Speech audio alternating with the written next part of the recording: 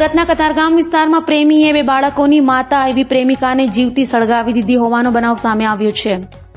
સુરતના કતારગામ વિસ્તારમાં આવેલ લલિતા ચોકડી પાસે પ્રેમીએ પ્રેમિકાને કેરોસીન છાંટી જીવતી સળગાવી દીધી હતી।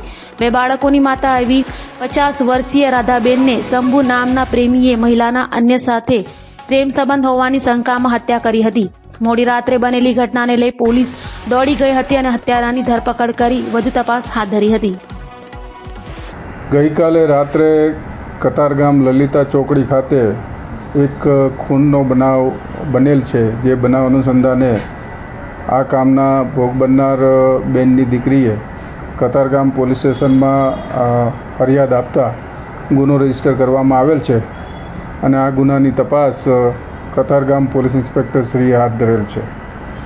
આ કામે બનાવની હકીકત એવી છે કે આ કામના જે આરોપી જે છે એમની શંભુભાઈ ભુરિયા કરીને એની મરણ જનાર સાથે છેલ્લા 8 વર્ષથી પ્રેમ સંબંધ હતો, આમ તેને કહીએ લગ્નેતર સંબંધ હતો।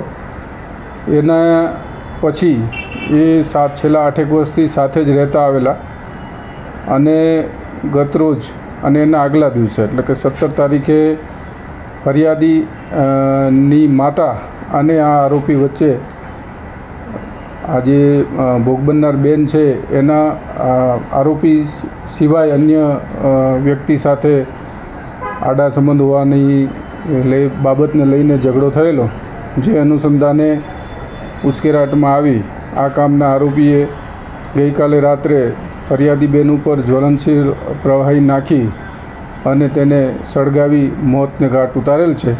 જે અનુસંધાને ગુનો રજીસ્ટર થતાં સ્થાનિક પોલીસે ત્વરિત કાર્યવાહી હાથ ધરી આરોપીની ગુનાના કામે ડિટેઇન કરી આગળની તપાસ હાથ ધરેલ છે।